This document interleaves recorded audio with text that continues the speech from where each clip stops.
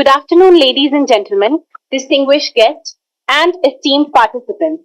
I, Chandrika Sharma, And I, Vibhu Bajpai. of Amity Institute of Public Policy, take this opportunity to welcome each one of you to the valedictory session of Amity of International Conference on Public Policy 2024.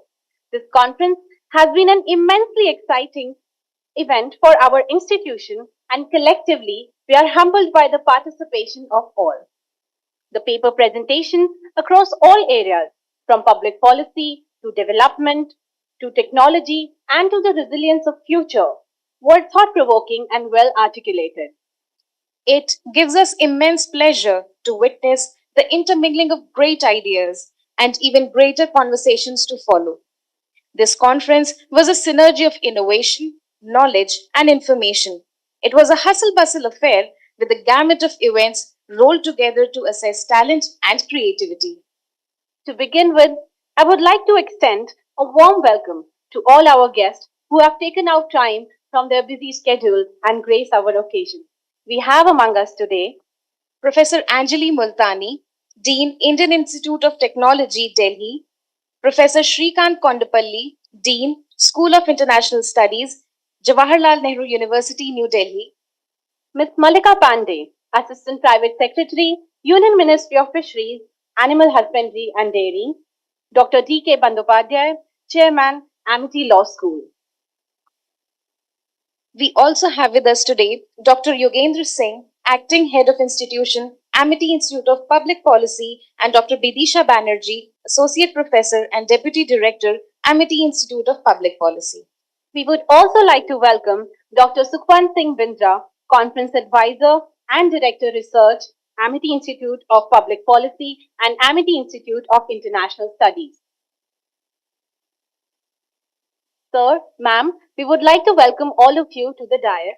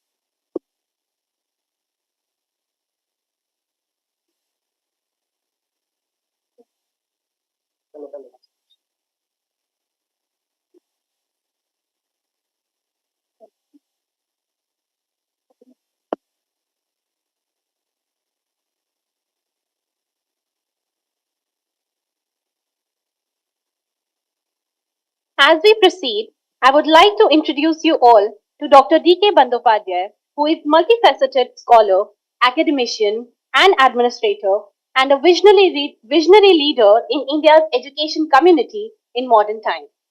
A gold medalist in his master degree, a PhD in computer applications, a fellow from ESSEC Business School, Paris, and an inspiring professional, Dr. D.K. Bandyopadhyay has spent 40 years of his career in academia. Dr. Bandyopadhyay was one of the architects in turning around the fortunes of IIM Lucknow from its embryonic stage to a reputed B school where he was a professor, acting director, and dean. In his past assignment as the Vice Chancellor of IP University, he brought different disruptive, innovative changes in the technical and professional university.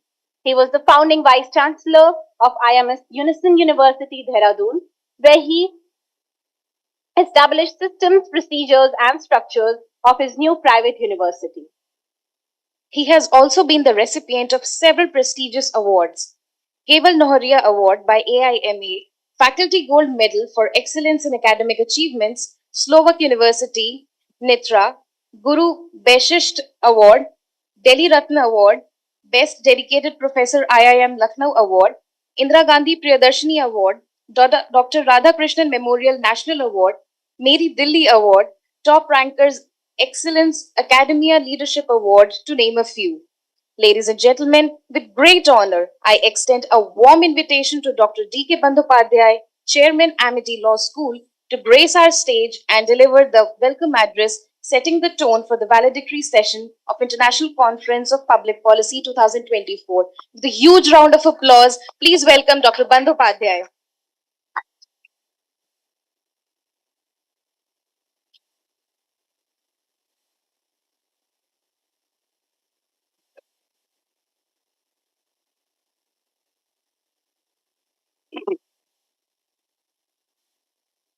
I think it's a great day for our MIT Institute of Public Policy, I-CoPP, and we are looking forward for such type of events to be conducted by I-CoPP in this university.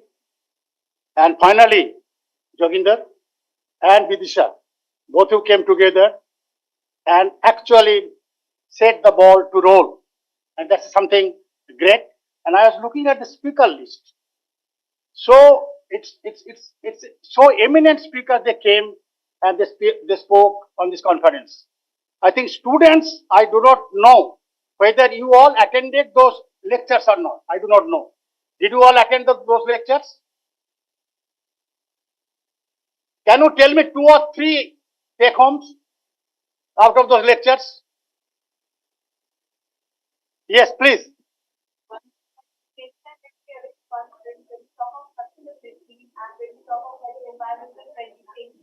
Then we should always not use the kind of spectrum, we should go for more digitization rather than using pen and paper, and even when coming in for the conference. So that's a plus point that we don't even foresee will be very next time. But we do not use the carbon matters for our environment only. We have a data limited. Because when it is technological, that's to make it more digitized. But anybody else?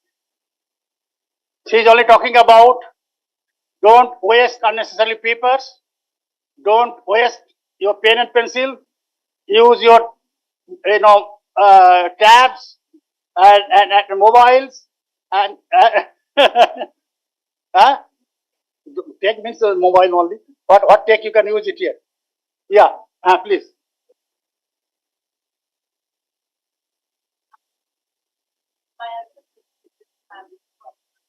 Very good line of text by that we are looking at the now it's time that we start the call.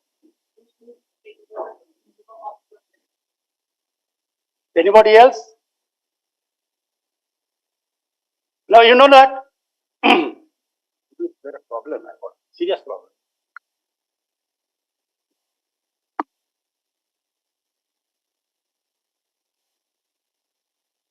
Only few things that I like to talk about it. Because I used to teach a course on strategic management. And the same course is to be taught by my counterpart institution, that is IIM Ahmedabad, in the name of the policy, business policy course. So I was all the time wondering that is there distinction between strategy and the policy? Then when I further probed into, I found they are teaching policy 1, policy 2. We are teaching strategic management 1, strategic management 2. Then I found what is the distinction? When I went between the final lines, I find both of them are talking about formulation, policy formulation, and policy implementation. How do you formulate the policy? What are the different types of things that you must take into consideration while formulating the policies? Now, today we are very lucky that we have got Srikant Kandapalli from JNU. Thank you, sir. Thank you for coming over here. I think you must be well connected with Vidisha. by giving her personality or persona, what I would say. And certainly, Anjali Multani ji from IT Delhi. Thank you, ma'am. Thank you very much. And Mallika Pandey ji, you are sitting now you are sitting in the chair of thrones. Yeah. Because if nothing happens, they say that it's a ministry who is not able to implement it. So that's the reason I say you are sitting in the chair of throne. But nevertheless, very rightly, the question was raised that there are so many policies, but still why we are not able to achieve something. So that means there is something lacking in terms of our implementation. Now, if I go back to the history of policy formulation, every policy formulation has seen different stages. I am not talking about international relations. I am not talking about international policies. I am talking about domestic policies, country-specific domestic policies. Now, if you just look at the first industrial revolution, you just see that when the boiler engine was first invented, the muscles power got transformed to machine power. Then the policies came, whatever people is to work through their muscles or through the labor, how they can be actually changed to different types of intervention for producing the goods and services for the benefit of the society. Policies got formulated and transportation, railway engines, starting with the railway engines, steam engines, it started increasing to the transportation. So policies regarding transportation came and policy implementation of the transportation. The second industrial revolution, if we look at the moment electricity or electrical engineering got developed, electricity got developed. And that was the time the all assembly line operations started happening. All types of production-based systems got developed. Production line-based system got developed. And then all today's eminent universities of the world got established during that time because it created a sort of opportunity for the creation of the goods and services to the society. And so we need manpower to serve them. So that's how you look at during the second industrial revolution or the second revolution, you can see that most of the foreign university got created during the 19th century. And then third industrial revolution, when it came, when the computing came, the technology came, the computing technology came, then due to three regions. What is that? Accuracy, speed, and response time.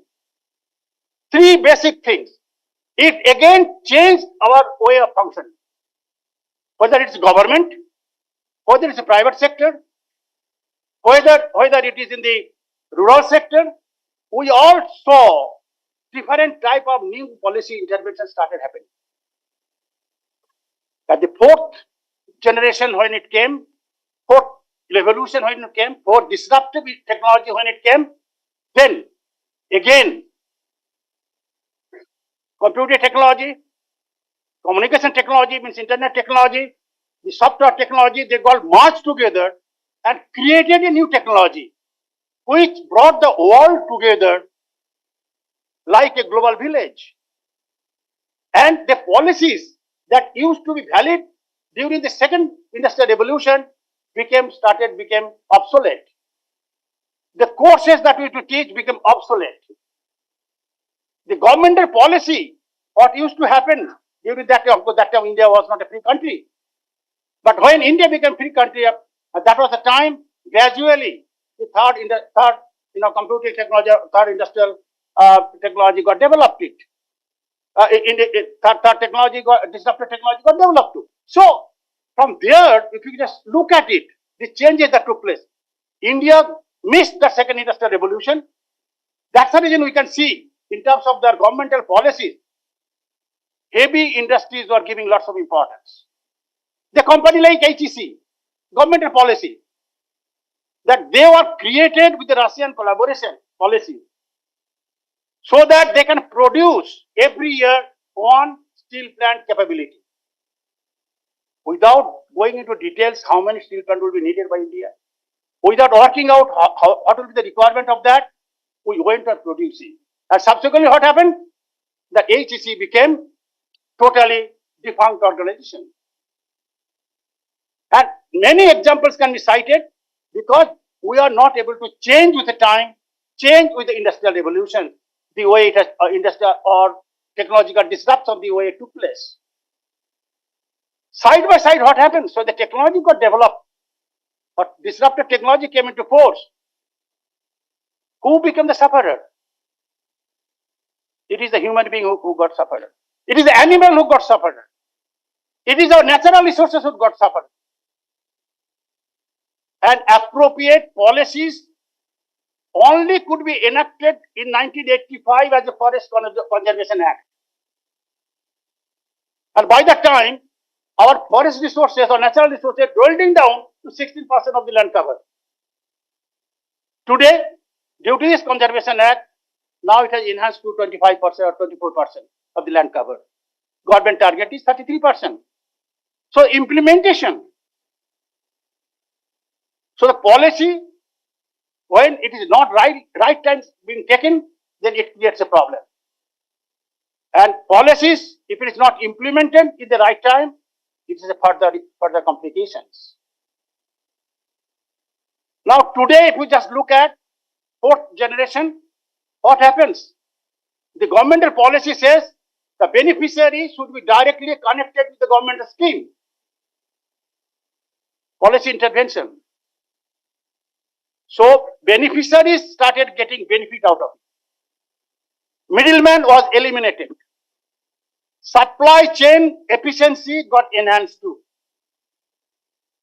Government started reaping benefit out of it. Again, a policy.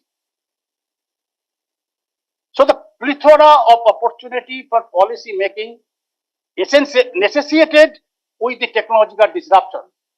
So the conference or changing paradigm in policy making is the right type of title that has given that with the technology, how disruptions are taking place, how different types of policy interventions are needed, and what type of environmental consequences are taking place, keeping human being in the center.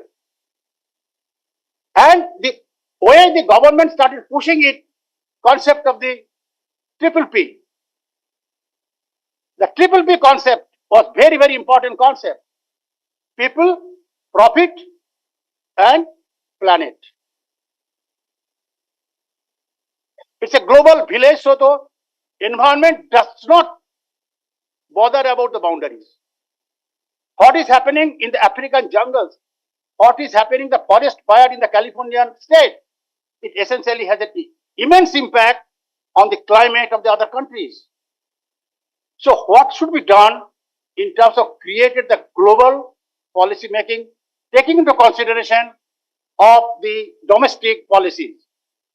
And so there was a need. So that's the reason we can see the plethora of international organizations started cropping up. And many of the governments, state heads, started becoming a member of those organizations. So that they come together, they speak together, and they make it that the people in the center must be protected.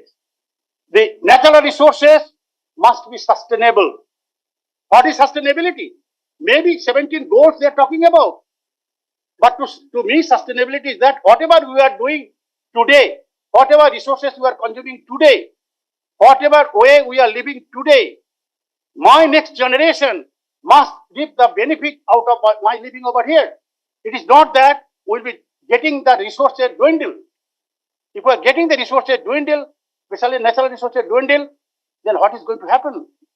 My planet is going to die. My planet is going to have a serious problem. Now today, due to this impact, construction industry impact, look at the construction industry impact. People started talking about quality of life. They redefined the quality of life. Construction industry started 38% of the total population to be, total pollution to be generated. But again, there is a need of construction technology. What do you do about them? How do you restrict the construction? Again, policy intervention from the part of the government. Second, okay, someone. The second thing, if we look at the way the rivers are getting polluted, the way different rejuvenation plans of the river, are taking place. Namami Gange project, governmental interventions is taking place. So these are all due to this PPP concept. Planet should be saved at the cost, and side by side there has to be profit, otherwise no organization can sustain. And center is the people, their culture, their customs, their rejuvenations, everything. So how do we found if I consider this as a triangle, top of the vertex is the people, both side by side is the profit and planet. Now how do you find a centroid? And that is the challenge for policy making, and that is also the challenge of the policy implementation. So with these few words, I once again congratulate Joginder and Dr. Joginder and Dr. Vidisha for taking up this conference. And essentially, when we conduct the conference, all the time our Honorable Founder President says that students must have the take homes. What students are learning out of this conference? What Amity University is going to gain out of this conference? These two things are very, very important for us to understand. And if these two things are achieved too, I will give all my kudos to the organizers. Certainly, students are involved in this conference, along with Vidisha and other faculty colleagues who are also involved in it. So all my congratulations to them. I thank them and I wish them all the best. Thank you.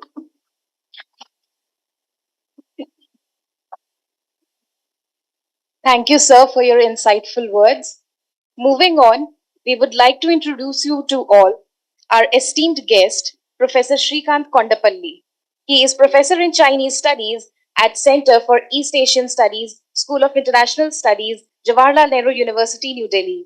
He served as Dean of SIS from 2022 to 24 and also served as Chairman of CEAS, SIS JNU. He is also Chair Professor under the Chair of Excellence of Ministry of Defense.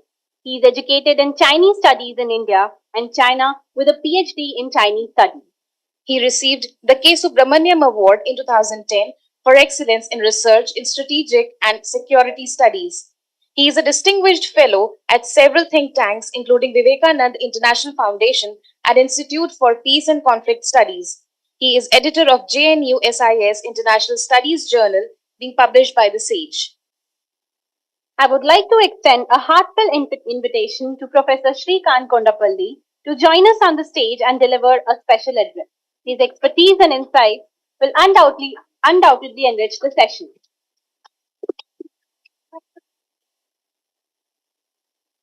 Thank you very much. Thank you very much and a very good afternoon to all of you. Let me thank Dr. Joginder Singh, Dr. Banerjee, and my previous speaker, Professor Bandyopadhyay, for highlighting those points of what we take away and also what is it for the MIT University in terms of the product of this. So let me thank again the Institute of Public Policy of the MIT University for inviting me to be with you this afternoon to discuss the issues related to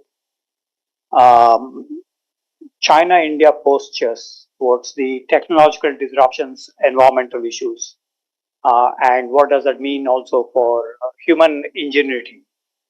As we all know that in the recent times, there are very many disruptions happening. These are not just in the technological sphere, but these are for the past decade, there is the global financial crisis, which still impacts us.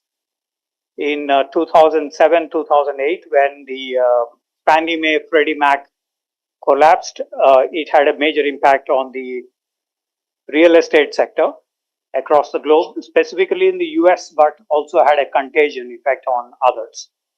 The second major impact of the global financial crisis is on the stock exchanges, where you have a lot of capitalization and speculation in terms of the companies, their products, their profiles, etc. A third disruption is in terms of the currencies, global currencies, where everybody is trying to trade in different baskets of currencies. So those three disruptions in the global financial crisis have been very significant in terms of our, the future, economic future. The second disruption was when the COVID-19 happened. 7 million people were killed across the globe, and about 500,000, about 53 lakh people in India were killed as well due to the pandemic. That disrupted the entire the cycle that we are going through in the last 3 years. We are fortunate that this is in a physical meeting, but a few months ago we were in virtual meeting, also the hybrid system that we are following right now. The COVID-19 disrupted the supply chain mechanisms, but it had also created a technological disruption in terms of the AI, Internet of Things, 3D printing. We have also the other automation, nanotechnology, space technologies, because during this period, the e-commerce platforms really, survived, not just survived, but also expanded their influence, because we are all at home trying to purchase things online and discuss everything online. So this disruption has been useful in terms of the kind of benefits it has in our lives. We were procuring medicines, we were procuring all sorts of things, provisions, etc., through the e-commerce platforms. So this has been a major constructive one. But there are three more disruptions happening recently. One is in terms of the Russia-Ukraine conflict. Now, one can say that this is too far away, it doesn't really impact us. But if you have seen, there is a lot of disruption in terms of the energy supplies. During the Ukrainian conflict, the prices have gone up to $140 per barrel, which was similar to the situation in the global financial crisis, 2007-8. Human beings move on in terms of energy, and all these prices have gone up, skyrocketed, and it has really pinched our GDPs in both global financial crisis as well as during the Russian conflict over Ukraine. Now, the conflict has also had impacted on food and fertilizer prices. You may wonder why the prices have gone up, most of the commodities in recent times. These are basically because Russia and Ukraine have been the wheat basket of the world, and food crisis erupted after the February 2022, special military operations, as the Russians call, on Ukraine. We have another disruption, which is the Israel-Palestinian crisis. Again, impacting on energy, because we are a huge energy consumer. We import something like $180 billion of energy every year. And because of the Red Sea developments recently, the Houthis and others, the Israel-Palestinian conflict also has impacted on us. We've also seen other hotspot issues in Asia are impacting, specifically the possible invasion scenarios of China on Taiwan. Because Taiwan today controls about 40% of global hardware. The motherboards that all of you have in your mobile phones, these are mostly made in Taiwan. You may have seen Foxconn, setting up a shop in India with nearly $10 billion investments. We have also had the PSMC in Taiwan concluded an agreement in Gujarat and in Assam for setting up of the fab industries. Basically, these are to manufacture the semiconductors. And so there is the positive disruption here caused by the hotspot issues in Asia and beyond. So in the light of all these, my suggestion is that this is because of the human ingenuity, one of the aspects of this conference that the organizers have put up across. That is very essential for us to look at once again these technological disruptions, environmental impact, and what are the takeaways that this will provide for. In the light of these developments, we have now China and India. Basically, for example, in the case of China, we have about 1 billion people who are internet users. And in India, about 750 million internet users. Internet is now being extensively used, as some of you mentioned, the digitalization. Also in terms of quantum communication jump across in the past decade or so, we have seen substantial increase in communications. And with the revolutions in 4G, 5G, and some nations like China are already preparing for 6G, we would probably see much more jump in the communication patterns. So this is one ingenuity that the humans have put up across. And today, as Professor Bandyopadhyay mentioned, there is the fourth industrial revolution that is knocking at our doors. This is in relation to the AI, 3D printing, Internet of Things. We have also the automation, nanotechnology. These are all very useful in terms of even the social sector. Somebody mentioned about sustainable practices. Healthcare systems during the COVID-19, there was a substantial, progress that we made in terms of healthcare. We have used drones, for example, for supply of these medicines across the remote areas, vaccine development, or in terms of quantum computing. Those are the focal areas of the Quad countries in recent times. So there has been a major thrust in the fourth industrial revolution, and nations are catching up. India, China as well have been at the forefront of these. So what does that mean for the environmental disruptions? While we were focusing on much of these, as the first industrial revolution has indicated, manufacturing sector also created a lot of pollution, climate change issues, and so on and so forth. So it is estimated that we have about 20 tons of, more than 20 tons of pollution created by specifically countries like the United States and China, who gobble up nearly 60 to 70% of global pollution. So there is the major policy,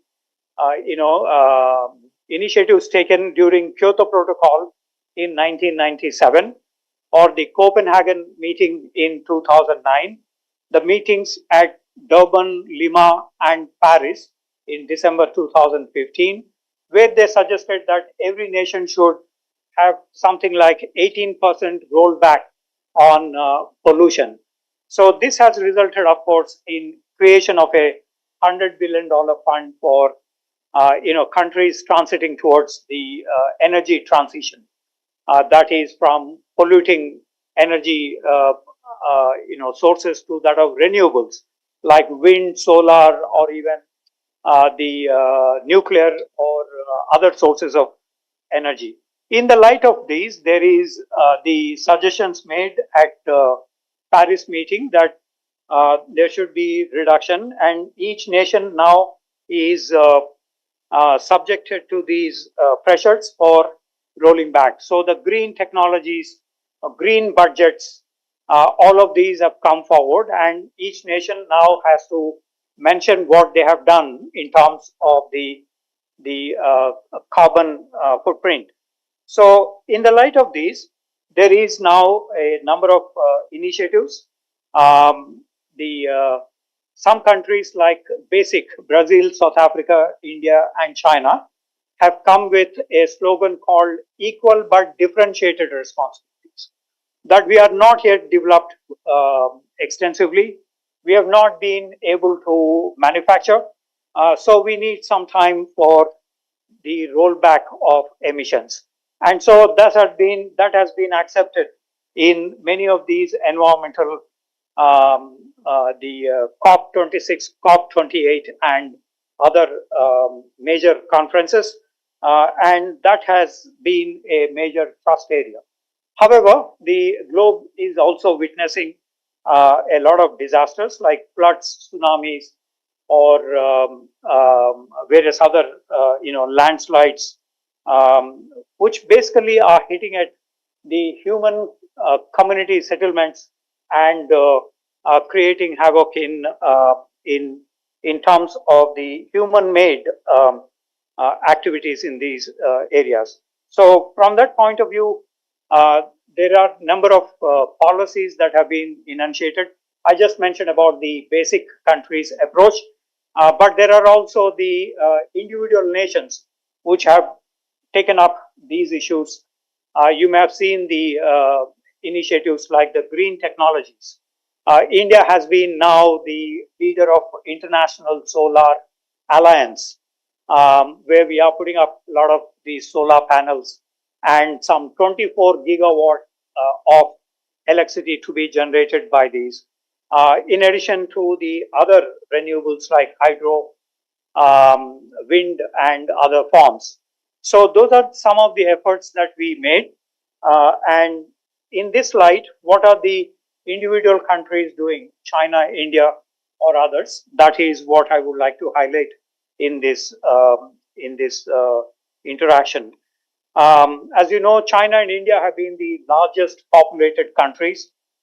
Since July last year, India has taken over China as the largest populated country.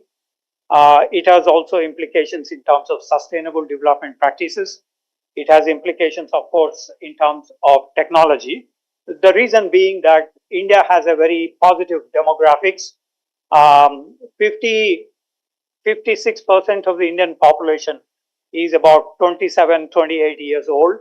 So that is a positive demographic, asset for India, which also means that we could utilize these substantially in terms of technology disruptions, technology, as many of you would be experimenting in terms of these technological revolutions. And so we have seen the semiconductor industry as one of those areas of focus by China and India. You may have heard about the supercomputing in China by the Tianhe supercomputers. There is also the Indian efforts in Bangalore and other places. There is also now an effort to launch quantum computing satellites so that there are no disruptions in using conventional technologies and so on and so forth. However, both China and India also face a lot of problems in these semiconductor industries. While we are attempting such technological disruptions, we do have issues like restricted access to many of these technologies. We also have soft sanctions or even hard sanctions from the rest of the countries. E-commerce is another area. Quickly, also telecom. We are now into the 4G, 5G telecom sector, and that is one which is disrupting substantially. There is the geopolitical considerations, especially by the countries concerned like the US, where there is a substantial competition. These are all leading to the geopolitical pressures on emerging economies like India or even China. I already mentioned about the environmental issues, so let me skip those by suggesting that the challenges of livelihood loss, displacement, social cohesion, or economic impact, and the governmental response, both at the the central and state levels, provincial levels in China, there are a number of relocation programs, ecological projects, or in terms of resettlement support systems that have been created. However, in the case of China, transparency is a major issue, and that leads to a lot of problems for public policy implementation and evaluation. Looking forward, there are certain measures that both India and China are undertaking in terms of sustainable development practices, specifically in terms of climate change mitigation or on data availability due to the kind of restrictions that we are seeing or internal displacements. So there are major innovations that China had made. We all know in our schooling, we heard about the great four inventions that China made: compass, gunpowder, paper, printing, and so on and so forth. So today, China is also at the forefront in the 5G technologies or some engineering marvels like 26,000 kilometers of high-speed railway, which is not seen across the globe, space explorations, or the digital innovation in terms of the WeChat payment or other, like we see the UPI scheme in India. There is the Indian efforts also to succeed in many of these. We have seen, for example, the impact on environmental issues or intellectual property rights, so on. So when we were studying in China, there used to be one ancient proverb. It's Ikung Ishan. I'm sure some of you would pick up Chinese in future, Chinese language in future. So we were taught this lesson, a foolish old man who moved the mountains. So basically a person lives on mountains and he starts digging the mountain top and passers-by say that you are really a foolish man. How can you move the mountain? So he says, I can dig up a few meters of the hilltop. My sons, my daughters will also dig up a few meters. My grandsons, great-grandsons, grandchildren. So this is how the determinism in China has been inculcated or drilled into several generations. And that has been an inspiration in terms of many innovations that the Chinese are carrying forward. However, it also has an environmental factor in terms of what we learned from the European history of Renaissance, where human being dominates the nature with huge negative consequences for the environmental issues. So that is where China is also at the crossroads now, and India making some efforts in the recent times for those technological disruptions and other. For example, we have the Jandan Yojana scheme. We have also the digital infrastructure, the UPI scheme, or the marketplace and governance, direct benefit transfers, DBT, and fintech innovation. We have the third largest startups in the world after US and China, and they are trying to find out solutions for many issues. So those are some of the things, including the concept of jugaad, where that ingenuity comes up. For example, the Mars mission is a kind of jugaad by the ISRO in using the gravity for placing the structures in the space closer to the Mars. So in the light of all of these, we also witness a number of problems like inclusivity, sustainability, as the others have mentioned, and the impact on the social system.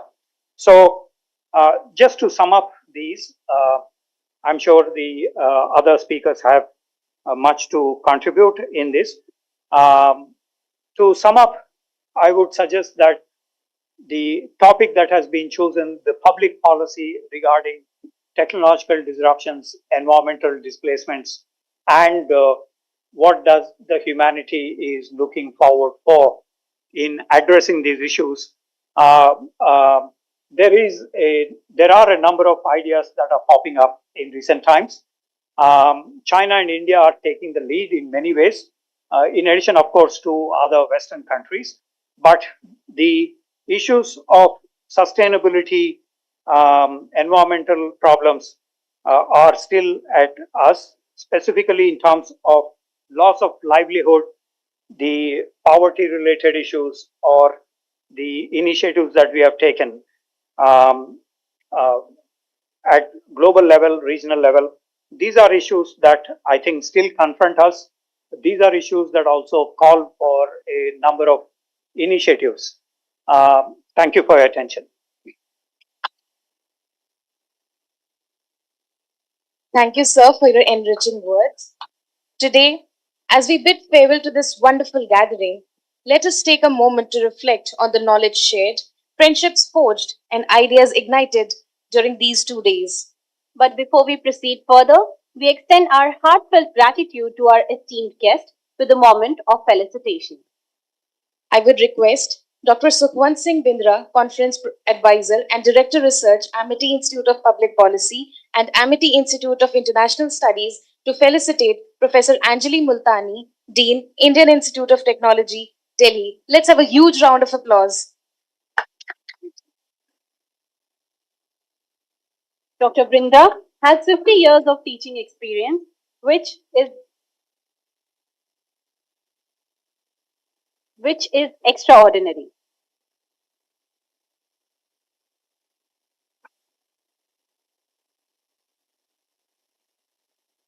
I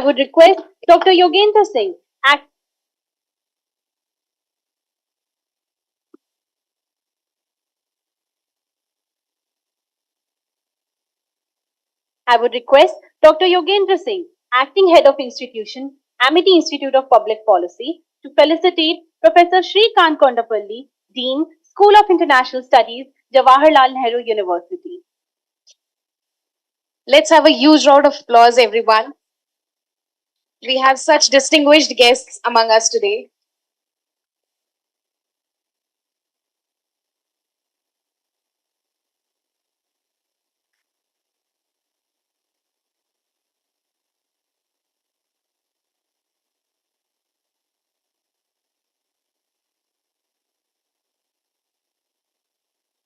I would now like to request Professor Ripu Daman Singh, Professor of Geography, to felicitate Ms. Malika Pandey, Assistant Private Secretary, Union Ministry of Fisheries, Animal Husbandry and Dairy.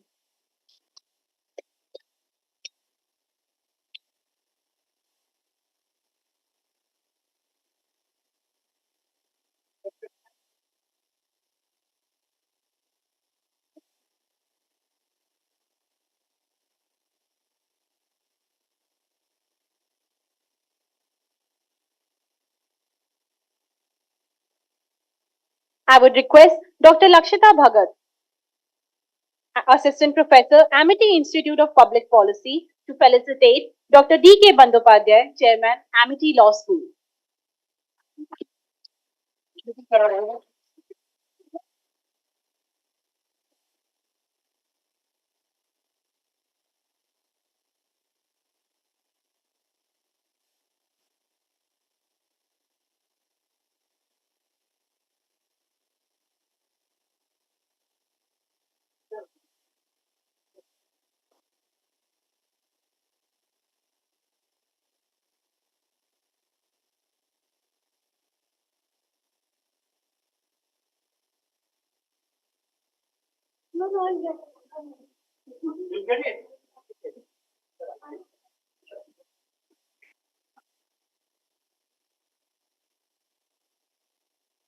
I would now like to invite Dr. Chandrama Das, Assistant Professor, Amity Institute of Public Policy, to join us on stage to provide an insightful overview of the conference proceedings and highlights.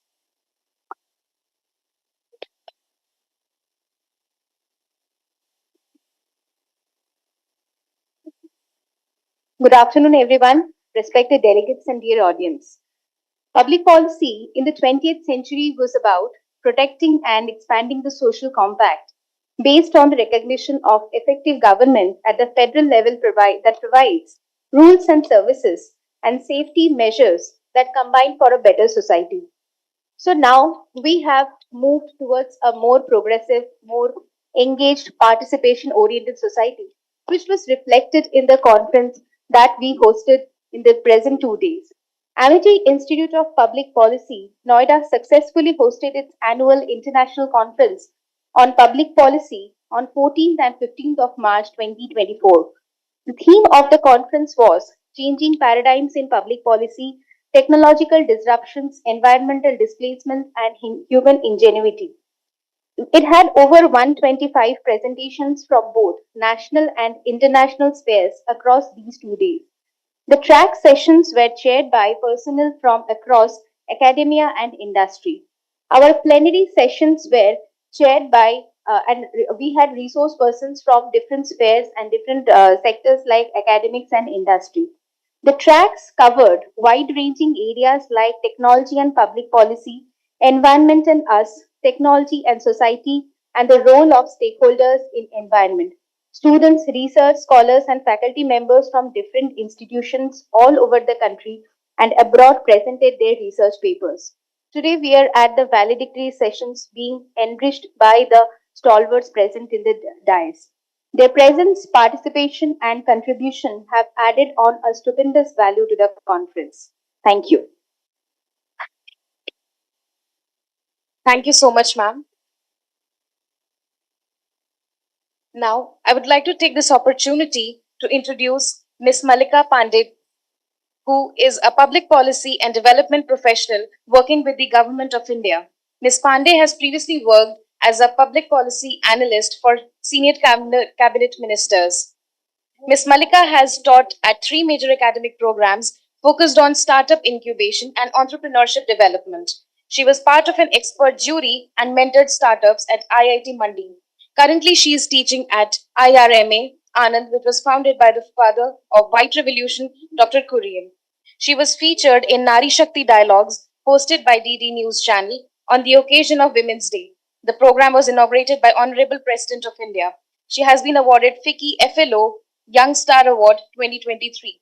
She was also featured in 25 under 25 list of exceptional change makers curated by the Body Shop and Young India Foundation. It is an absolute honor to extend a warm invitation to Ms. Malika Pandey to address our esteemed gathering. Her speech will surely resonate with each one of us as we come to the culmination of this remarkable conference. Welcome, ma'am. Thank you. Good evening, everybody. Wow. I think, whenever I listen to my achievements, a few ones that I've had, I want my parents to be present here because they always thought, अरे यार इसके बस का कुछ नहीं है. And then suddenly, you're like, wow, did I do this? So thank you for the wonderful introduction here. And I'm sure a lot of you can relate to this. Yeah, do you have?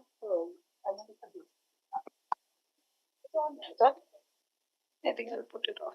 Hello. Yeah. Can you hear me till the last? I think I'm loud enough. I think ministry trains you in that way that you end up getting voice nodules in your voice cord because you always shout. So I'll be keeping this a bit informal. And previously, Professor has spoken so well. I think I'm not a very speech kind of a person, and I told Dr. Bidisha about it that I'll make it more interactive. I think that comes with being Gen Zs. Gen Z that, you feel like interacting with your peers more. So, Sir spoke a lot on policy. Ma'am, Professor Multani is going to speak a lot on policy on gender inclusivity. And first of all, thank you so much, Dr. Bidisha, for inviting me to this wonderful institute. I remember that 2-3 times when I studied in DU, 2-3 times I was kind of not allowed into the campus of Amity, and I'm finally so happy that I'm here as a chief guest because I remember used to have the most fanciest, and I told Dr. Bidisha also about it, used to have the most fanciest fest ever. And I wanted to remember, I think there were these superstars who were coming and you also wanted to join. I mean, you didn't have that. So you guys had it and they said, oh no, you're not Amity kids. And that day I was like, bloody hell, I'll come to Amity one day. And I think thank you so much, Dr. Vidisha, for making it happen. And I truly believe that this Amity, because I was looking up what Public Policy Institute in Amity does. So I truly believe each one of you sitting here, it's a place which is converting your potential into performance. I think professors like Dr. Vinisha Banerjee, Professor Yogen are helping you to harness that energy. I mean, all of you here are filled with so much potential. Now, to convert that into performance, you need an institute like this. So, you know, I mean, I'm sure you enjoy your classes and I'm sure you have full attendances because I remember you have that 75% thing. Thanks to you, we never had that. But to keep it more interactive, I think let's do a Q&A session because I'm here moreover to entertain your questions. I think they've already... Oh, you're forward. Oh, yeah. Okay. I think let's just start with the questions because, you know, I'm the youngest person, under 25. I mean, I turned 25. I love how you guys just give away my age to everybody. Yeah. First question by ma'am. As I was talking to Malika, she told me she doesn't come from Delhi. She comes from a small part of the country, a distant part from Delhi. And she did not grow up thinking that she would be here, or maybe she thought about it. So, to make it more relevant to our students here, I would like her to talk about what made her choose a government sector as her career, and tell us a little bit about her journey to Delhi. Thank you so much, ma'am, for that question. Okay, how many of you are not from Delhi? Oh, wow, that's a lot of people. How many of you are from class B cities, like not a city, like not a metro, not a city, but like, okay, a lot of people here. So I think you all will be able to relate with my story here. I come from this place called Ranikhet, Nainital. How many of you have heard about it? Great. I love somebody who was watching Insta Reels and suddenly has become active. The guy in green shirt. Good. So I'm being able to capture attentions. So I come from a place called Ranikhet and it's a small town in Uttarakhand. My parents are professors and I'm the black sheep of the house who didn't do a PhD because everybody in my family is a PhD. I feel like the most illiterate person who has only done masters in political science.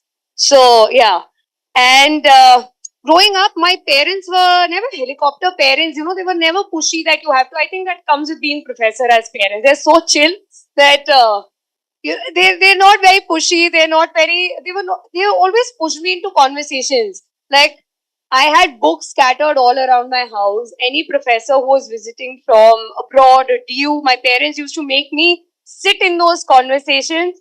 In fact, they used to make me a part of that conversation. So, used to make my opinions very relevant since I was a child while I was growing up. So that really got in that confidence in me, and the culture shock. Then I came to Delhi after my grade 12, and I came to DU. So I still remember that we were booking Ola. I remember standing in front of Maitri's gate. That's where I studied. And I was surprised. I was shocked that you can order a cab at your doorstep. And then the biggest challenge was that I still remember one fond memory. Sorry, I'm boring you out in this one. But we went to Starbucks. So I remember sharing that 200 rupee cheesecake and we divided it into 10 people ate that one cheesecake. So coming from a small town, those small town charms and then coming into big cities, it was very difficult to adjust also in the beginning. But I think the people and the institution, they were so warm. Delhi was very kind to me. They welcomed me with the open arms and I'm here because of Delhi. They shaped me. You really shaped my...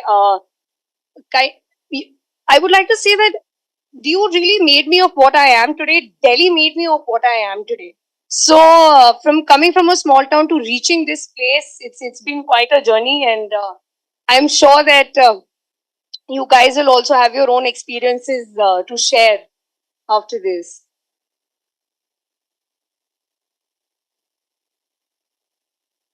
Listen, you don't need to clap every time. You can clap in the end. Save your energy. Yeah.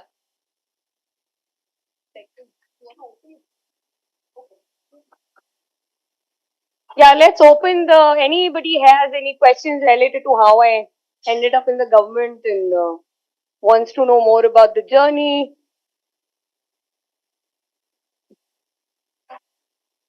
Hello. Ma'am, what was the most important trait that you gained from the experience as a student or in the Specifically, I think networking. People say different things, but I would like to say one thing. I think networking is super important these days. Go out to conferences, go meet people, go to probably India International Centers, go up to different professors from different universities, network. And network doesn't mean you're gossiping, please. You know, most of the students, they come up to me and they're like, you say networking is important. You mean like gossip or, kind of flattering people? No. Build meaningful networks while you were in Delhi. Go to various workshops, attend various workshops, Delhi University organizers. I'm sure Amity organizes a lot of workshops like that. So networking is the key to success, I personally feel, in our generation now. I mean, other things, of course, they are, but other key parameters are also there. But networking has been the most important part that I would like to tell everyone to do.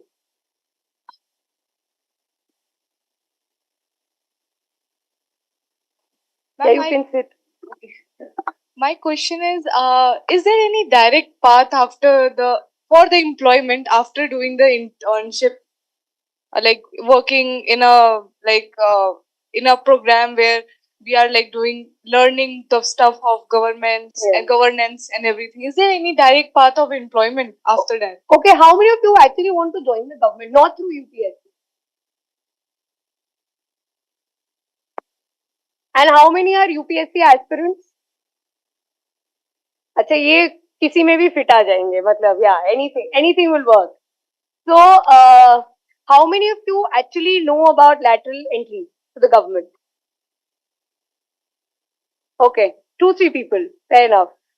What is your image? Sorry, I'm asking so many questions, but what is the image of a government office that you carry? Any one of you can answer that.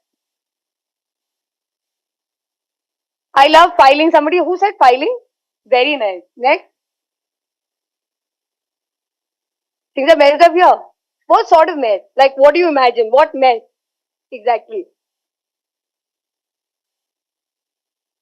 Yeah. Okay, queue is there. Okay, anybody else? Let's make it engaging. People at the last. People at the last, nobody has any opinion? Or they're doing some assignment which is to be given tomorrow? Nobody? Okay. So I had a very similar image of a सरकारी office that सबसे पहले तो दूध वाली चाय and good day के biscuit, Parle जी biscuit, जिसको सब लोग फाइल्स के बीच में आपको एक छोटा सा सर दिखेगा. Sorry, I'll be bilingual a bit, but that's the image that I carried. And when I went to my office, I still remember there was not even one paper on any of my ministry's desk, because we think we carry that image that there are copious amounts of documents, everything is scattered, ceilings are falling, the sofa is broken, everything. No, things have really changed.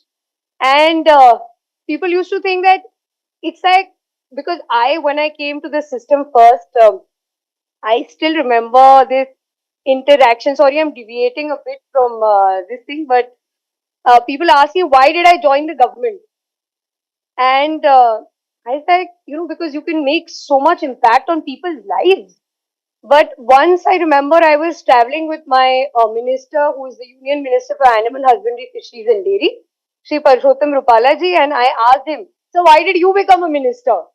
Not because I wanted to copy paste his answer, but I just asked him, okay, sir, why did you become? And he said a very interesting thing which I'll carry all my life, is that he said that, Malika, when your one signature make a billion, can change billion people's lives, that's the onus you carry, that's the impact you have. So that's a huge amount of impact, when you can sit in these government offices that one can have. Yes, in the private sector, you'll have a very razzle-dazzle job. You'll have a lot of money. But here in the government offices, the money will be not be peanuts, but will not be as much as the private sector. But the responsibility, the sleep that you get after coming from your office, after helping people, after supporting people, not helping people, but supporting people, is crazy. It's very, very good. So joining the government through lateral entry, what I would say, not a lot of people think, you can approach the government, oh, you might need a godfather. I never had a godfather. So you apply. I was 19 years. I was in my bachelor's last semester. I remember I applied to something called as Ministry of External Affairs, LAMP Fellowship. All these fellowships have been made available, which you guys should now utilize, because once in a lifetime, I want all of you sitting in this room who are students of public policy to come and intern with the government. You will get to know from where the corridors from where these policies are made, how these policies are made. So that has been very, it's been a great opportunity for me, and I joined as a lateral entrant. So beginning from Ministry of Shipping at the age of 19, where I worked directly with the minister as a young professional, I interned with him. Then working at Mr. Piyush Goyal's office, again as an intern, and then finally joining Shri Parshottam Rupala as his APS. So I've had my fair share of internships. I've had fair share of consultancy, and now finally joining the government. So you can be a lateral entrant at different levels, be it at a joint secretary level, be it at a director level, be it at my level, or be it at a young professional level. So you all must work towards joining the government, not only through UPSC, but also there are other channels.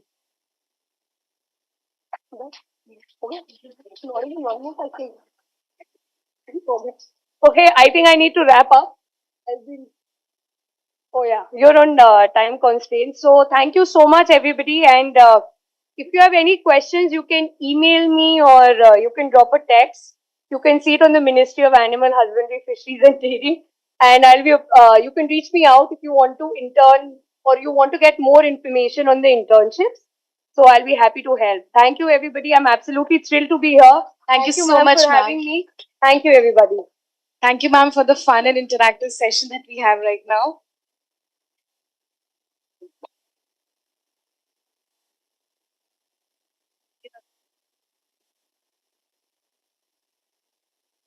As we move further, I would like to introduce you to you all Professor Anjali Multani, who has taught literature at IIT Delhi since 2003. She was one of the first academics to work on the plays of Mahesh Dattani. She has published extensively in areas on contemporary fiction, Indian writing, and fantasy.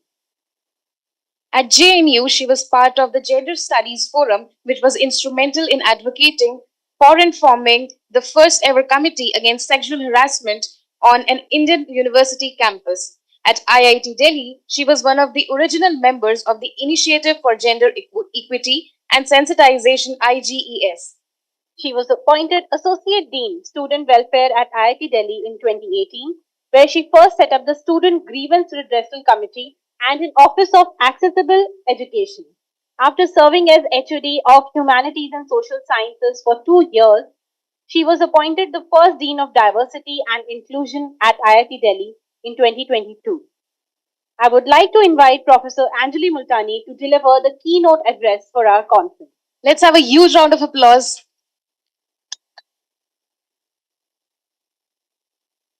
Thanks very much. After Malika's very exciting and very interactive session, I hope I don't bore you. I see people leaving already. That's fine. So thank you very much for this invitation. As I have said to Vidisha on numerous occasions and numerous points in the last, I think, 5 days, I am not an expert on public policy.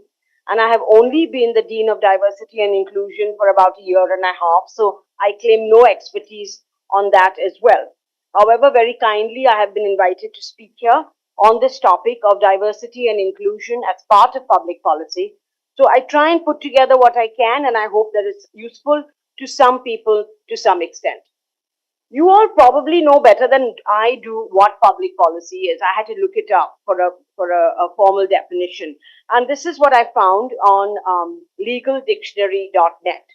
So public policy itself is simply a set of rules or regulations a government or an organization or a corporate puts together to address a problem that affects society as a group rather than as individuals.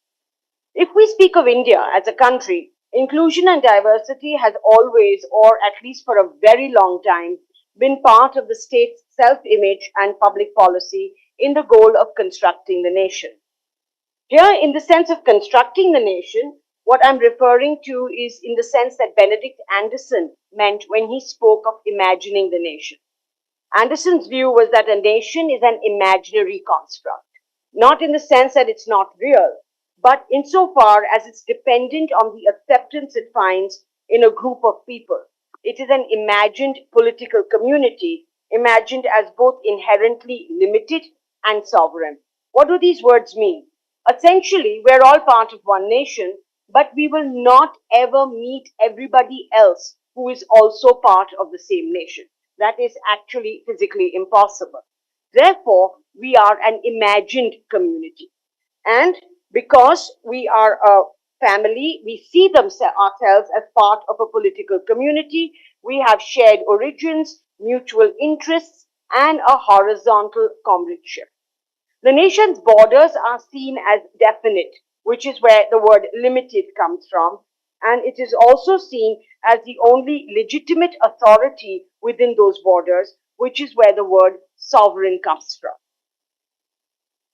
As we are all aware, nations change their borders, their populations, their historic and cultural memories from time to time. Nations split up, they break up into smaller, different nations like Czechoslovakia, or smaller nations can come together and become one larger nation like the United Kingdom. What changes when people no longer imagine themselves as part of one national grouping? What holds us together or what causes us to splinter? More than language, religion, food, customs, or clothing, it is really an idea of belonging, of being one that holds a nation together. And India as a state is well aware of this. In my memory of watching TV as a child, and you can Google this on YouTube if you like, because it's all there. Doordarshan used to have this little filler between programs. There was an animated film of a young girl and her brother. The little boy asks his sister what the word anek means. And she says it means many. And then they sing a song of ek or anek, one and many, where many butterflies become one group, many flowers become one garden, and so on. The nationalist message in this filler was clear. India as a country, we were many languages, many dialects, many different people, different hopes, different aspirations, but one country, one nation with one goal.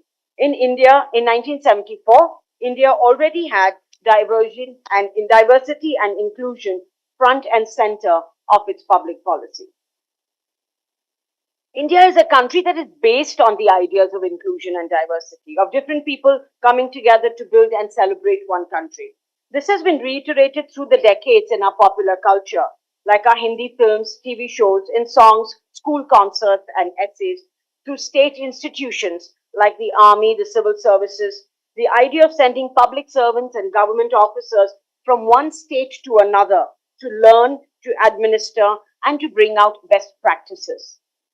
Other countries like the USA, in a sense, have discovered this idea of inclusion and diversity relatively recently. The idea of representation, and you hear this a lot nowadays, and I think it also, I don't know if you all have seen the Benetton ads where it says, where they have people of different colors and different ethnicities coming up. So I call this the Benetton kind of diversity and inclusion. So the idea of representation in universities and workforces of corporations sometimes ends up being tokenism, or as they are now referred to, diversity hires. Again, I don't want to go into the pros and cons of this system, but I simply want to point out the desirability and necessity of balanced and correct representation. Diversity is crucial to growth, and particularly to goal-oriented growth, not simply because instrumentally it leads to a vibrant and intellectual environment, different ideas, creativity, and out of the box thinking, but because morally, spiritually, it can unite us all into a common goal. If this sounds contradictory, bear with me. If we simply hire or admit diversity for the sake of diversity, to show or put up an image that we are heterogeneous rather than homogeneous, we are multilingual rather than monolingual, the ones who are different, so to speak, will end up being silenced and patronized.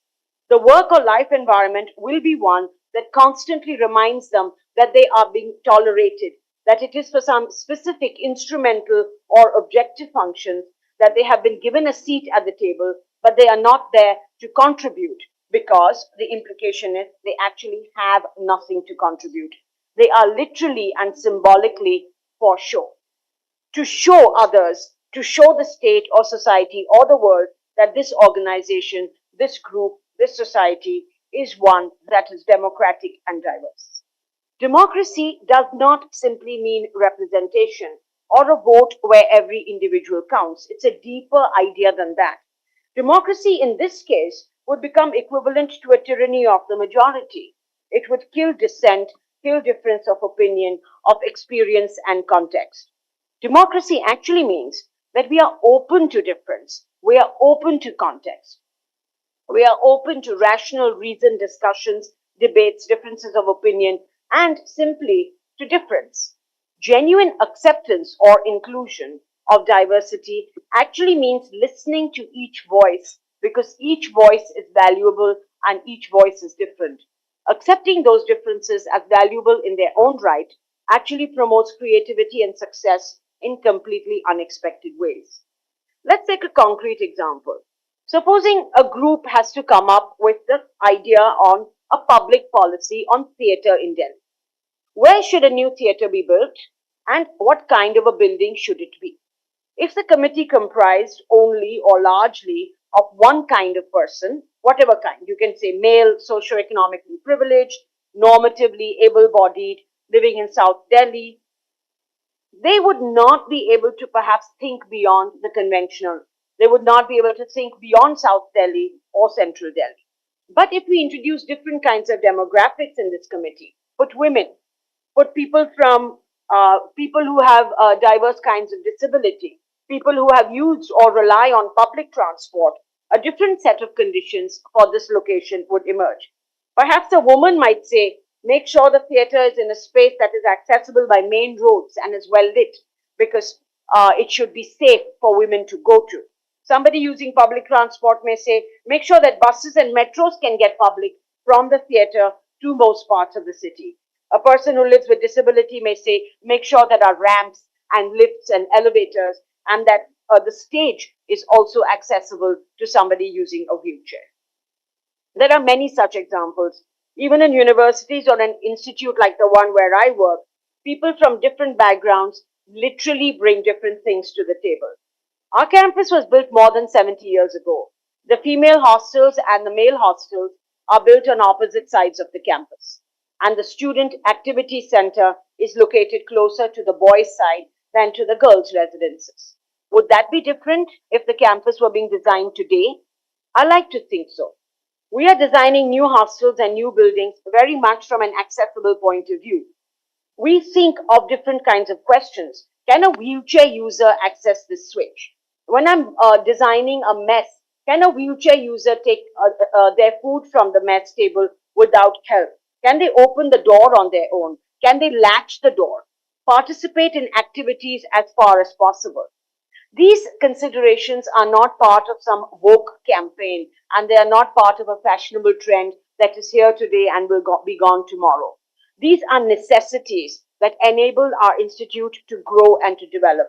An old English idiom says, necessity is the mother of invention. Simply put, we create, we develop because it becomes necessary.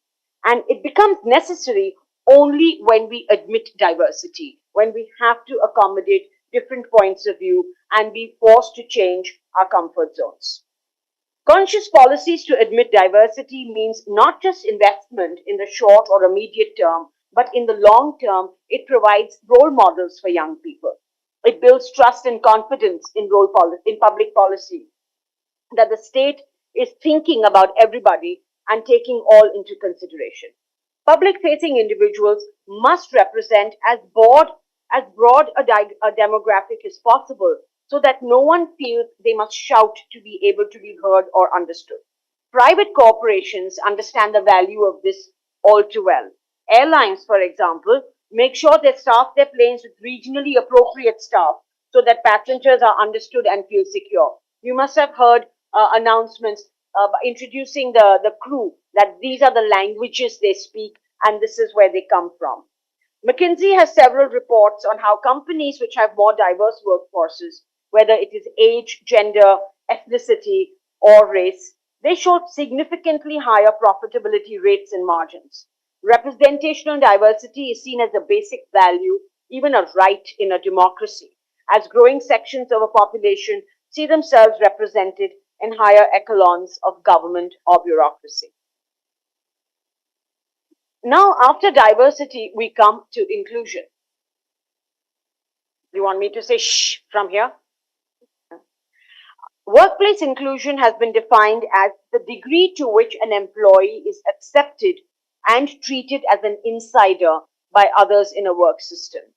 So, studies suggest that inclusive organizations acknowledge individual employees' unique characteristics, seek and value different employee voices as vital for organizational decision making. While both diversity and inclusion are critical assets to achieve, equity inclusion extends beyond the concept of diversity. There's a common sort of a metaphor. Diversity is being invited to the party, inclusion is being asked to dance. I don't know if you had birthday parties when you were young and you were maybe perhaps by your parents or your teachers forced to call some children. Maybe those children were not part of your social groups. And think back, you invited those kids, but you never played with them. They were always sitting in one corner of the room, and the only people who interacted with them were the aunties and the mummies. So diversity is being asked to the party, but inclusion is being asked to dance. Simply put, diversity can be mandated, but inclusion must be voluntary. Do we make people who are different from us feel welcome and accepted, heard and valued in our meetings, in our daily lives? Diversity and inclusion must go together in order to work. You cannot have one without the other. Whether we follow the so-called melting pot model, where all individual identities and groups are submerged into a larger group identity, for instance, the cultural metaphor often used for New York is that of the melting pot. The Canadian principle is of the salad bowl, where each group retains its individuality and uniqueness while being tossed together and coated with the same dressing. In IIT, I often use the analogy of the pizza, that the institute is the base. That's our common goal of doing well individually and as a group. We are united by the sauce, but like the toppings, we maintain our personal characteristics. Building inclusion into daily practices ensures that different sections of our groups and values feel heard. It even protects the group in the long run. One major axis of difference, for instance, is sexuality. In the case of public health, imagine this scenario. An LGBTQ person feels discriminated against, feels that they would face bias if they come out or declare their sexual preference. Now, if that LGBTQ person is ill and they go to a hospital to see a doctor, the medical staff, assuming heterosexuality, asks about the marital status or whether they have a boyfriend or a girlfriend. The queer woman will not be able to answer honestly and therefore will not be in a position to receive the best medical treatment possible. So how do we go further? How do we build inclusion into policy? One, diverse, inclusive leadership. When you look at the dais, when you look at your top management, your leaders, you have to be able to see different kinds of people of all ages, of different backgrounds, different ethnicities, and of course, different genders. You should have access to your senior leaders. You cannot be heard without there being a process, a medium for you to go and have a meaningful interaction with somebody in a senior position and say, look, I really don't want to do this. Why am I being made to do this? Transparent and equitable programs and policies. The more transparent procedures and processes are, the more people will trust them and have faith that they will be dealt with equitably. We must think of changing who makes this policy and how policy is made. There must be expert voices, of course. That's why people like you step up for training in public policy. But who we validate as experts and why there are discussions that need to be had. Making good policy means listening to as many diverse voices as possible in order to understand the nuances and different aspects of every situation. Fostering an environment that encourages rigorous inquiry and effective policy problem solving requires the involvement and understanding of diverse viewpoints, experiences, and traditions. I'll stop here and thank you for your patience.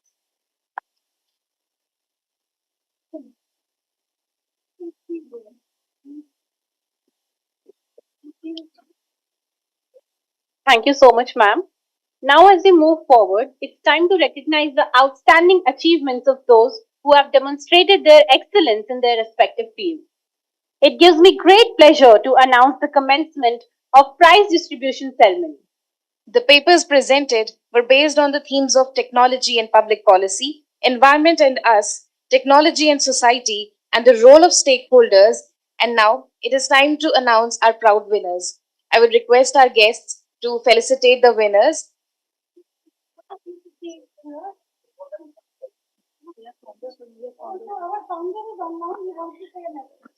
It is a proud moment for us. We have our Honorable Founder President, Sir, joining us for this valedictory session. Thank you, sir.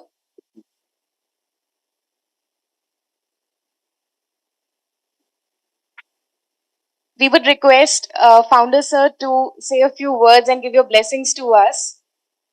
So, my dear students, faculty members, researchers, this is a very important institution, public policy, and getting more and more importance day by day.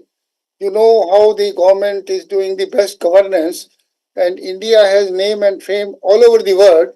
And with that, your requirement in the profession has become not tenfold but hundredfold. Public policy, I would say that you are lucky that you decided to come to this institution. And this today's event also, I came also the inaugural, I came now because I want to be very close to you people and find out कि क्या क्या आप लोग career में opportunities हैं, क्या क्या करोगे, क्योंकि keep very high aim. I must tell you, nobody will tell you with such confirmation जितनी पॉसिबिलिटीज अब आपको खुल गई हैं ऐसी पहले कभी भी नहीं थी. अब आप अपने ड्रीम हाई कर सकते हो क्योंकि whole governance, everything is dependent upon what you have learned from here. One day I'll come soon and you tell me who wants to do what so that we can make ways and means how can you achieve what you want. So I will not take much time because you are now just having award distribution. I will stay to see the award distribution or what you are doing. But I must tell you, I compliment you, I bless you that you are a student of public policy and that has tremendous scope. It was not so 5 years back, but it has enhanced now.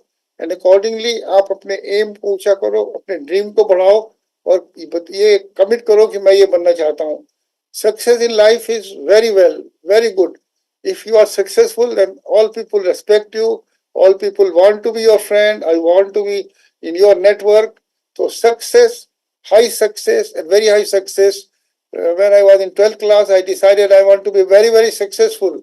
And many things I told my student thought, oh, this is a dream. But when I completed it, achieved it, वो कह रहे थे कि हमें नौकरी दे दो.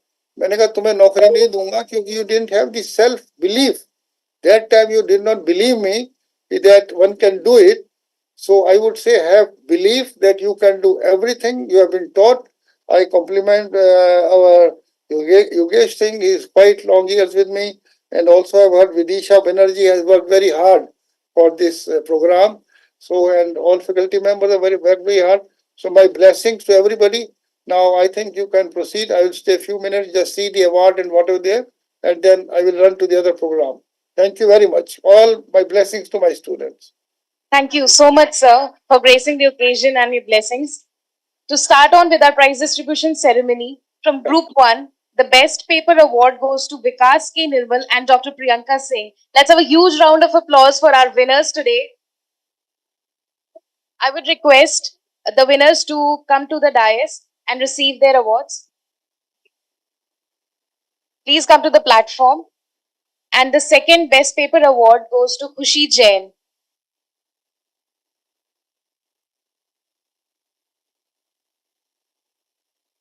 I request all the award winners to come one by one towards the platform as their names are called.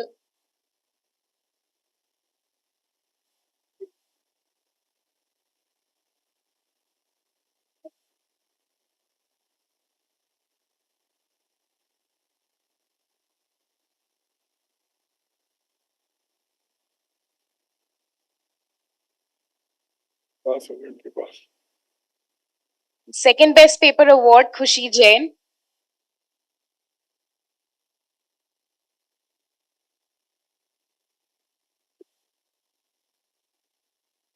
Huge round of applause for all our winners. And now, in Group 2, the Best Paper Award goes to Mir Anam Firoz. And the second Best Paper Award goes to Saurav Patayar. I request all the award winners to come quickly towards the platform. Saurav Patayar.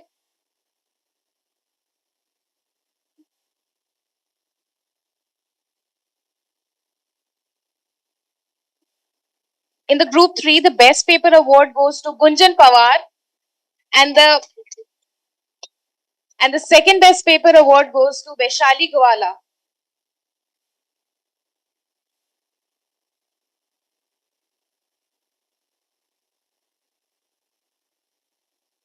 In Group 4, the Best Paper Award goes to Tarannum. I request all the award winners to quickly come towards the platform. Best Paper Award goes to Tarannum. And second Best Paper Award goes to Ahobila Harini Priya Devarajan. Are you here? Okay. Okay. In Group 5, the Best Paper Award goes to Nikhil Thakur. And the second Best Paper Award goes to Akriti Khajuria.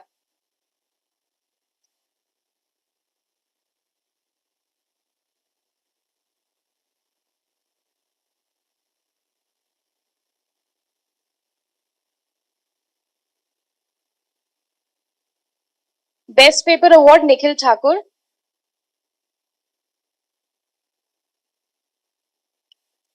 And Akriti Khajuria has won the second Best Paper Award. In Group 6, the Best Paper Award goes to Chandrika Sharma.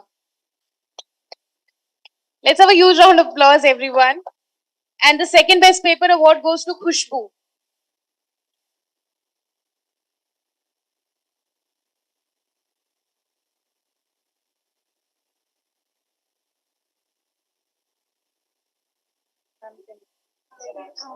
कौन सा group करा है हमने from group 7 this was online test.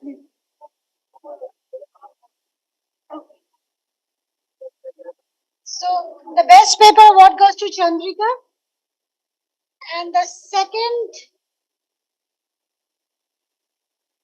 best paper award goes to Khushbu.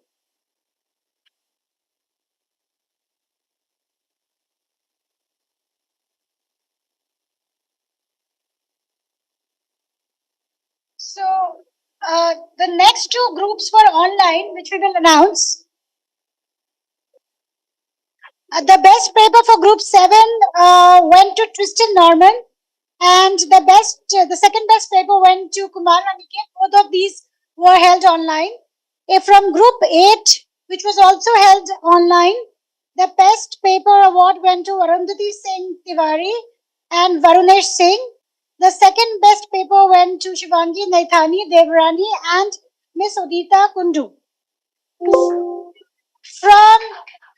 From group 9, the best paper award went to Darshini Veera and Devina Singh. Anyone here?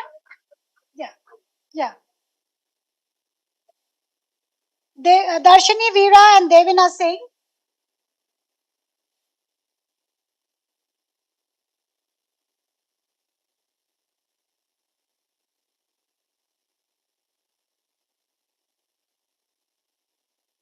The second best paper went to Mr. Sandeep Kumar.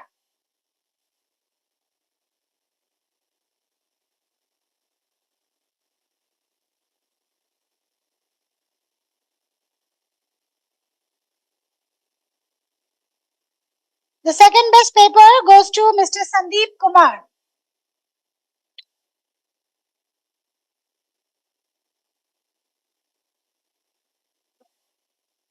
From Group 10, the best paper award goes to Dr. Charushil Tripathi. Are you here? Okay.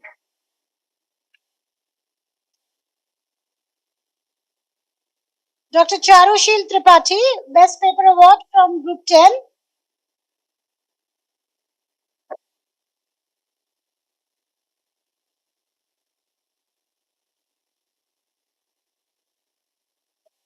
And the second best paper award goes to Dr. Gaurika Chugh.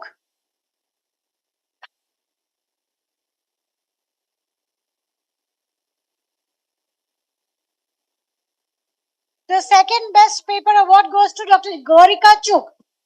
Okay. And the last group, but not the least, Group 11, the best paper award goes to Pallavi Metro, who's not here right now. And the second best paper goes to Jeet Roy. Jeet is here.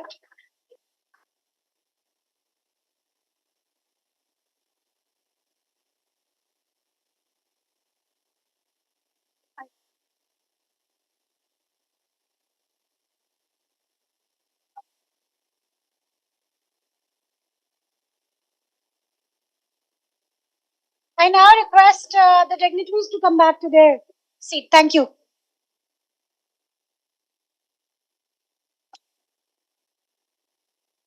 Hello?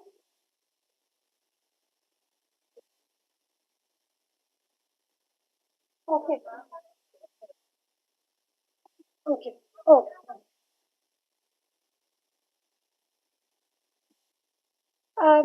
I also would like to invite our founder president, sir, Shri Ashok Chauhanji, to say a few words to our guests. Thank you, नहीं, sir. मैं बोल चुका हूँ, but when I saw that Shrikant Kundapalli ji is there and Anjali Multani ji is there, मैंने अंजलि मुल्तानी जी आपका तो part lecture सुना था और बाकी कुंडापल्ली जी का मैं सुनूंगा। जो मेरे लोगों ने मुझे खबर करी है, दोनों के आपके लेक्चर बहुत ही बढ़िया थे। I am very proud of you and will call you again, but I am proud that having such A important position in your institution you came, ये बहुत ही हमारे के लिए वैल्यूएबल होगा। तो मैं आपको बस धन्यवाद देने के लिए दोबारा फिर हुआ हूँ। बहुत बहुत धन्यवाद, हमसे संपर्क रखिए और हमारे बच्चों को खूब सिखाइए और बताइए। Thank you very much. Thank you. ये निकाल Actually, I'll request the guests. Thank you, sir, so much. Thank you for your kind words. I'll request that Professor Kandapalli, Professor Multani, and Dr. Yoginder Singh and Dr. Bindra to felicitate our students. If you don't mind, I know it's a lot of students, but we do want to acknowledge their contribution, sir. So we will give certificates to our own department students. If you could be here. So I am inviting all Amity Institute of Public Policy students to come here because now we are going to give away certificates to all our students. I'll begin with the IT team. Abhinandan Asthana, are you here? Okay. For security, I would like to invite Ayush to come and take your certificate, Ayush.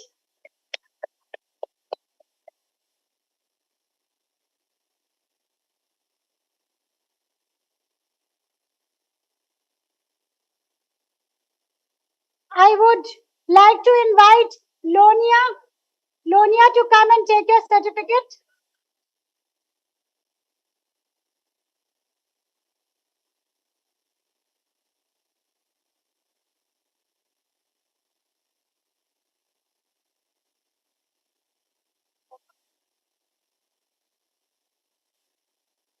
And finally, I would like to invite Lokesh. All of you have met him at the gate to take his certificate. Thank you, Lokesh.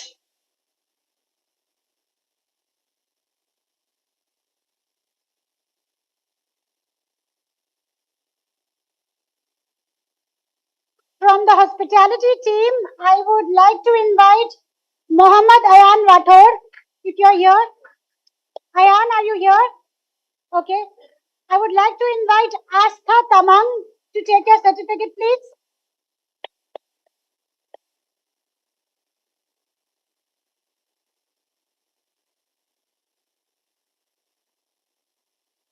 Astha Tamang. I would like to invite Kushagra Bahuguna to take his certificate. I would like to invite Saurabh Patayat to take his certificate.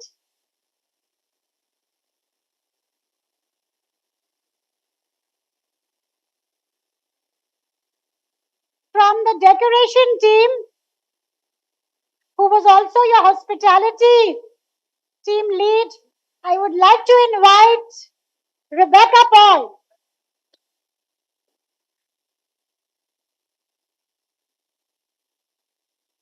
Huh?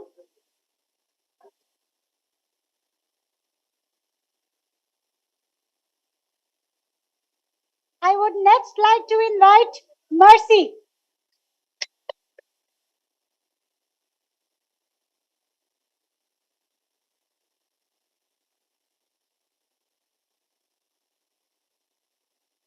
Next, I would like to invite Akansha Singh.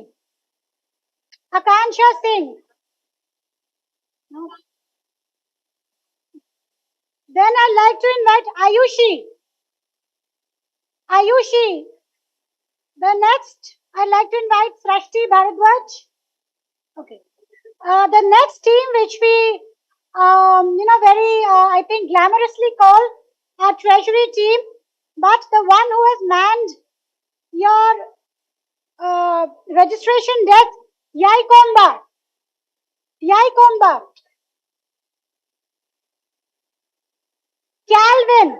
Calvin. Harshit Viduri. Okay. Then we come to marketing team led by Gunjan Panvar.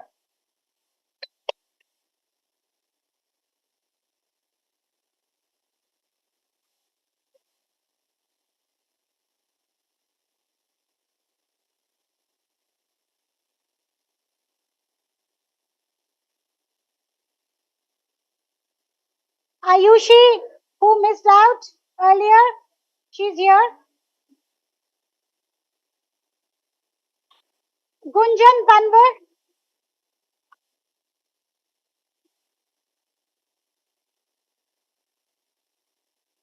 Gunjan.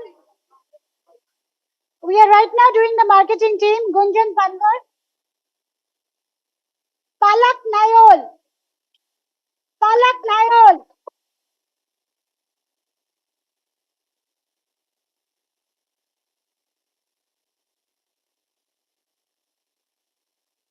Komal.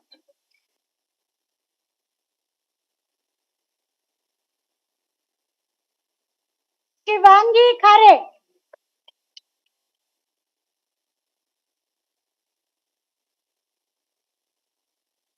Dipanshu Rana.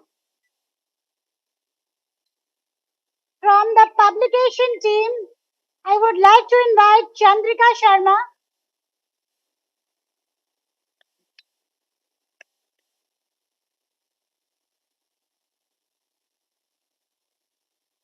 Krishna Dev.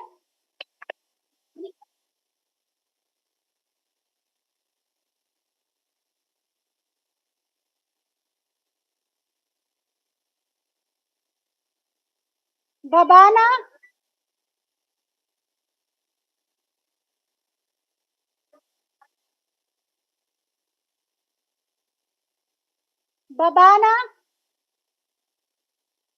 Rosie Burman.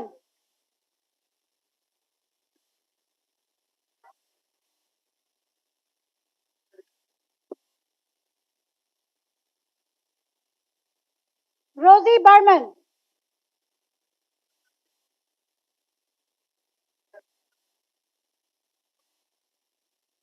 From the design team, your photographer, Ashish Kumari.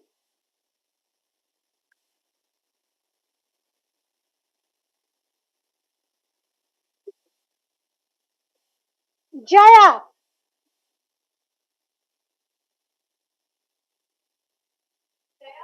Jaya.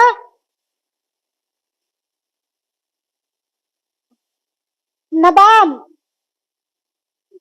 Nabam. From the abstract review team, Sneha Saji.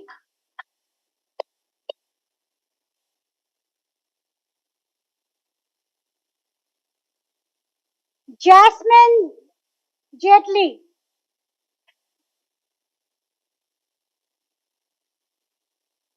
Aditi Guha Thakurta. Aditi.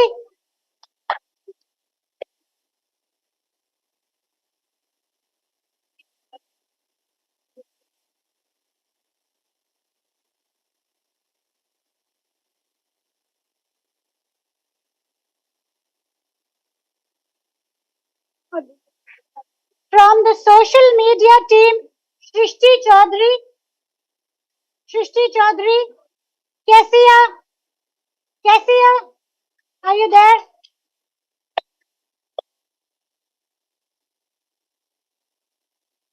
Anna. Anna, are you there?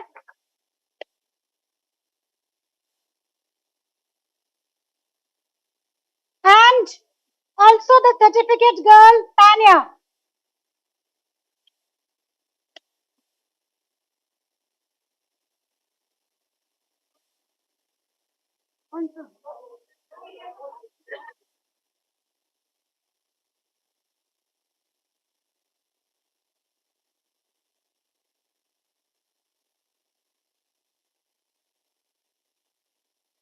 Tanya.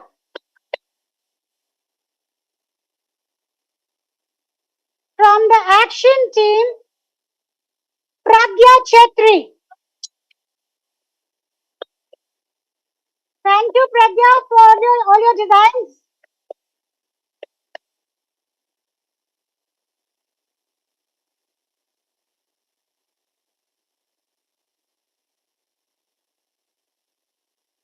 Yogmi for so many things.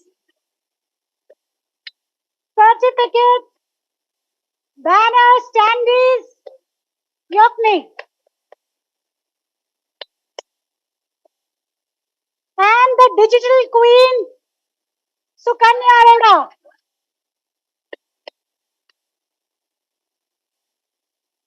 Our social media strategist and the one who implements. Here, policy is by one and only, not Sukanya Arora. Now, from the very core group, which helped us conceptualize and make this a reality, 3 students who did it with me, Mir Anam Firoz.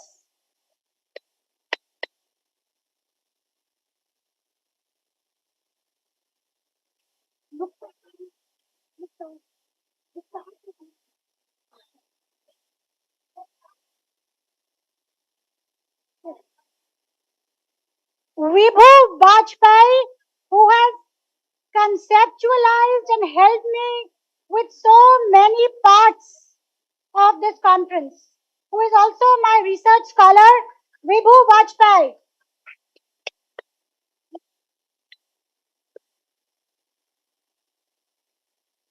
And the one who had to face it all every day for all these months, S.A. Mukhtar Rizvi. Where are you? Mukhtar Rizvi. Mukhtar is now too tired to move. Mukhtar Rizvi, this won't have been possible without you.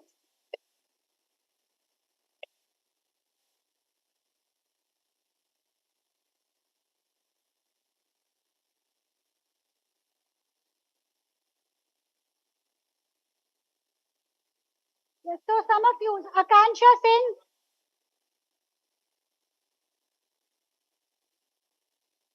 Anyone else we are missing? Whose certificates we can give it? Ayan, are you here? Yeah, Ayan Rathod.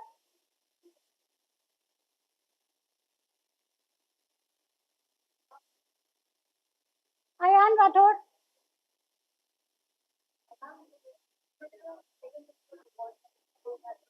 Who?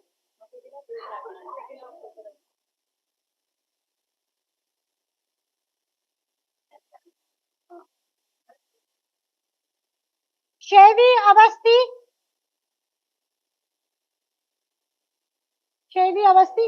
We also have the winner of the second best paper award from Group 4, Ahobila Devarajan.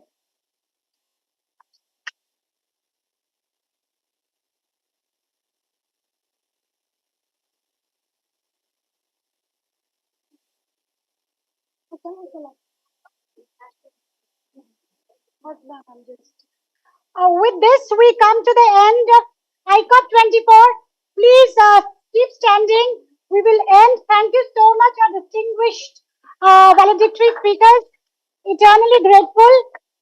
Please stay standing for the national anthem.